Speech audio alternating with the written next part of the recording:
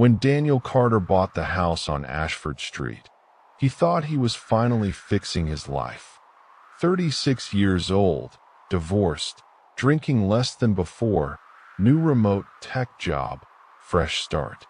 The house was cheap for California, suspiciously cheap, but the inspection report looked clean and Daniel was too tired to ask why. The first night felt normal. Empty rooms, faint smell of old wood and dust, neighbors quiet. On the second night, he heard something strange. Not a noise, a vibration, a low mechanical hum inside the wall behind the bedroom closet. He thought maybe it was plumbing. Third night, the same hum, exactly at 2:17 a.m. Daniel checked the breaker panel. Nothing unusual. Fourth night, he pressed his ear against the drywall and realized the sound wasn't pipes. It was something powered, something deliberate. He cut a small square into the closet wall. Behind it was not insulation. It was empty space, a hollow void about 2 feet deep. And inside that void, a black cable running downward. He widened the hole. The cable led into darkness. Daniel didn't call the police. He didn't call the realtor. He grabbed a flashlight and a hammer and opened the wall fully. Behind it was a narrow maintenance corridor, maybe 3 feet wide, running parallel to the bedroom. Old plywood panels. Dust. But the floor had footprints. Recent ones. Not his. He followed the corridor. It ran the entire length of the house. Small drilled holes lined the interior wall. Tiny observation points positioned perfectly toward the bedroom, the bathroom, even the living room couch. Someone had built a hidden surveillance passage inside the walls. At the end of the corridor was a metal box mounted to the studs. Inside it, wires, a small router, a hard drive. Powered. Running. Daniel unplugged it and carried it to the kitchen. He plugged the hard drive into his laptop. There were folders, hundreds of video files, time-stamped, years worth, different residents, different families, people sleeping, showering, arguing, living, watched, recorded. He scrolled. The last folder was dated 2 weeks ago. The previous owner had moved out a month ago. That meant whoever maintained this system had been there after the house was empty. Daniel checked the property history. The house had changed owners 4 times in 10 years.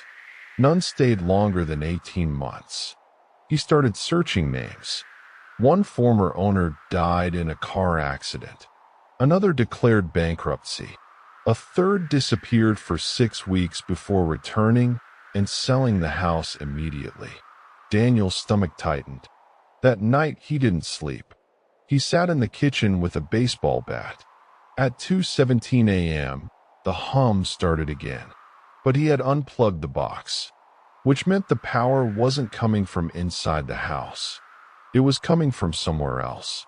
He went back into the corridor. The hum was louder near the foundation. He noticed a small metal hatch in the floor he hadn't seen before. It led downward into a crawl space below the house. He opened it. The air smelled damp and metallic. He climbed down. The crawl space connected to a concrete tunnel extending beyond the property line. Someone had dug under the fence.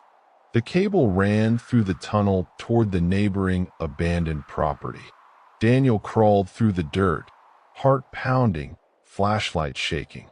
The tunnel opened beneath a dilapidated garage next door. Inside the garage was a chair, a folding table, and multiple monitors. On one screen was a live feed. His bedroom, empty. The system was still active. Someone had installed a secondary power source. He heard a car door slam outside the garage. Footsteps. Slow. Calm. Daniel killed his flashlight and slid under the table. The garage door creaked open. A man entered, mid-50s, gray beard, ordinary clothes. He sat in the chair, cracked open a beer, and began typing. Daniel watched as the man rewound footage, zoomed in, adjusted angles. This wasn't random. This was ritual. The man spoke softly to the screens, commenting, judging, laughing. Daniel's pulse roared in his ears. He had two choices: run back through the tunnel and pretend he never saw this, or confront the man now. He chose confrontation. He lunged from under the table and slammed the man against the monitors. The screen shattered. The man didn't scream. He stared at Daniel with a strange calmness. "You weren't supposed to find it this soon," he said. Daniel demanded answers. The man explained that the house was a project, a study. He had been observing human behavior for years. Stress patterns, relationship decay, financial breakdown. The reason owners left wasn't coincidence. He manipulated small things: anonymous letters, noise complaints, minor sabotage, psychological pressure, enough to fracture lives slowly. Daniel felt rage burning through him. The man added something worse. "You lasted longer than most." Police sirens suddenly echoed in the distance. The man smiled. "You think they'll believe you?" He had cameras positioned in the tunnel. Footage of Daniel breaking walls, entering private property, assaulting him. The narrative could flip instantly. Daniel realized the trap extended beyond the house. The man had engineered plausible deniability for everything. Daniel grabbed the hard drive from the table and ran back into the tunnel. Behind him, the man calmly called 911. By the time Daniel reached his house, patrol cars were already arriving. Officers ordered him to drop the bat he didn't realize he was still holding. The neighbor stood behind them, bleeding slightly from his forehead, claiming Daniel attacked him unprovoked. Daniel tried explaining the hidden corridor, the surveillance system, the tunnel. Officers searched. The garage had been wiped clean. Monitors gone. Table gone. Tunnel entrance sealed with fresh concrete.